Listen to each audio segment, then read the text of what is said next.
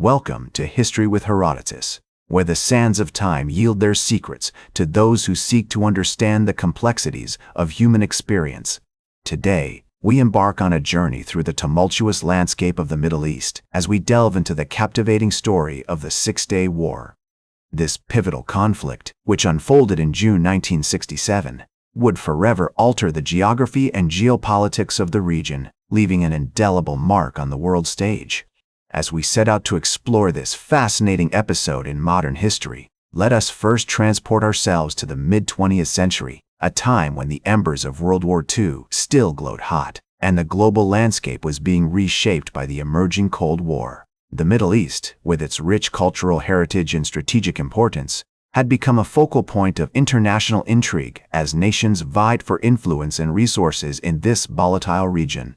In the aftermath of World War II, the British Empire, weary from the exertions of war, began to relinquish its grip on the territories it had controlled in the Middle East.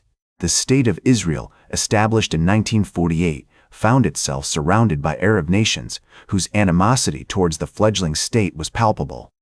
The fragile peace that existed was maintained by a delicate balance of power, with the great powers of the United States and the Soviet Union exerting their influence through proxy states and alliances. As we navigate the complex web of relationships and events that led to the Six-Day War, we find ourselves in the early 1960s, with the Egyptian president Gamal Abdel Nasser emerging as a dominant force in Arab politics. Nasser's charismatic leadership and pan-Arab ideology had galvanized the region as he sought to unify the Arab world against the perceived threat of Israeli expansionism. The construction of the Aswan Dam, facilitated by Soviet funding and expertise, had become a symbol of Egyptian pride and a testament to Nasser's ability to mobilize international support for his nation's development. Meanwhile, in Israel, a sense of vulnerability and unease pervaded the national psyche, as the country faced persistent threats from its Arab neighbors. The Israeli government, led by Prime Minister Levi Eshkol, was keenly aware of the need to maintain a strong military deterrent in order to safeguard the nation's existence. The Israeli Defense Forces (IDF) had become a formidable institution with a highly motivated and well-trained personnel who were prepared to defend their country against all comers. As tensions simmered beneath the surface, a series of events would ultimately propel the region towards conflict.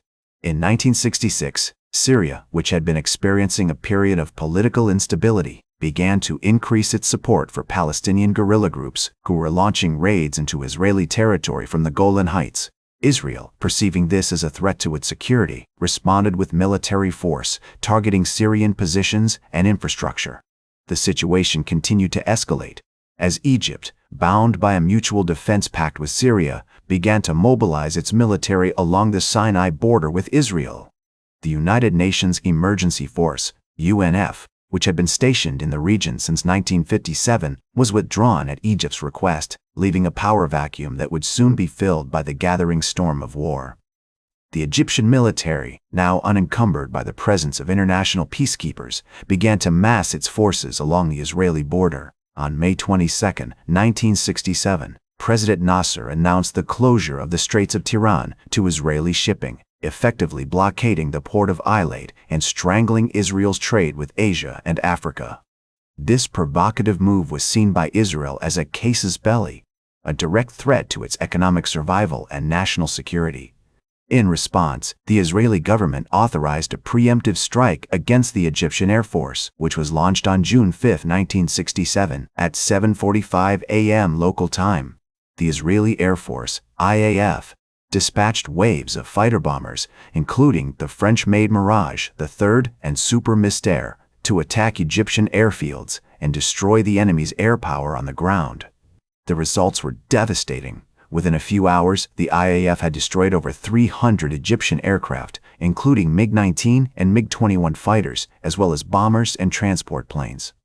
The Egyptians, caught off guard and unprepared for the ferocity of the Israeli attack, were unable to mount an effective defense. As the Egyptian Air Force lay in ruins, the Israeli military turned its attention to the ground war. On June 5, 1967, Israeli armored columns, led by the legendary General Israel Tal, poured into the Sinai Peninsula, advancing on several axes towards the Suez Canal.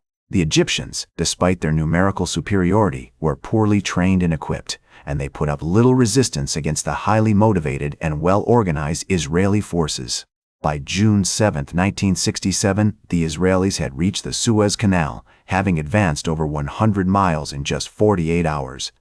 Meanwhile, on the Jordanian front, the Israeli military was facing a more formidable challenge. The Jordanian army, although smaller than the Egyptian force, was better trained and equipped, and it put up stiff resistance against the Israeli invaders. On June 5, 1967, Israeli forces launched an attack on the Jordanian-held West Bank, capturing the city of Jenin and advancing towards Nablus. However, the Jordanians held their ground, and the Israelis suffered significant casualties in the fighting.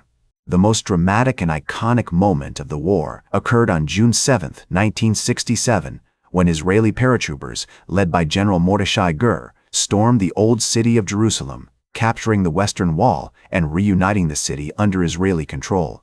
The scene was one of jubilation and tears as Israeli soldiers, many of whom were themselves survivors of the Holocaust, wept with joy at the sight of the ancient stones of the Temple Mount. As the war raged on, the Israelis continued to advance on all fronts, capturing the Golan Heights from Syria on June 9–10, 1967, and solidifying their control over the West Bank and Gaza Strip. The Arab armies, defeated and demoralized, were forced to surrender, and a ceasefire was finally brokered by the United Nations on June 11, 1967. The Six-Day War had ended in a crushing victory for Israel, but at a great cost. Over 700 Israeli soldiers had been killed and thousands more wounded. As the ceasefire took hold on June 11, 1967, the region began to survey the aftermath of the devastating conflict. The Arab states, having suffered a humiliating defeat, were left to pick up the pieces and reassess their strategies. Israel, on the other hand, had emerged victorious, but at great cost. The war had exposed deep-seated tensions within Israeli society, and the country's relations with its neighbors would never be the same. In the words of Israeli General and future Prime Minister Yitzhak Rabin, the Six-Day War was a war of necessity, but it was also a war of choice. We chose to attack, and we won, but at what cost? In the months and years that followed, Israel worked to consolidate its gains, establishing settlements in the newly occupied territories and strengthening its military presence. The international community, meanwhile, grappled with the implications of the war, as the United Nations Security Council passed Resolution 242, calling for Israel's withdrawal from the occupied territories in exchange for peace. However, this resolution would prove to be a mere starting point for decades of failed negotiations and ongoing conflict. The war marked a significant shift in the regional balance of power, as Israel emerged as a major military force, while the Arab states were left to regroup and reassess their strategies. The war also had a profound impact on Palestinian society, as hundreds of thousands of refugees were displaced, and the dream of a Palestinian state seemed farther away than ever. Today, the Six-Day War is remembered as a pivotal moment in modern history, a conflict that continues to shape the Middle East and inform global politics. As historian Michael Oren has noted, the Six-Day War was not just a war between Israel and its neighbors, it was a war between competing visions of the Middle East, a war that would determine the course of history for generations to come. The war's legacy can be seen in the ongoing Israeli-Palestinian conflict, as well as in the broader regional dynamics where alliances are forged and broken with dizzying speed. The war marked a significant turning point in the Cold War, as the United States and Soviet Union vied for influence in the Middle East. It also highlighted the complexities of modern warfare, where technology and diplomacy play equal roles in shaping the outcome of conflict. That's all for today's History with Herodotus. Remember to like, share, and subscribe. And until next time, remember that, to understand the present, we must first understand the past.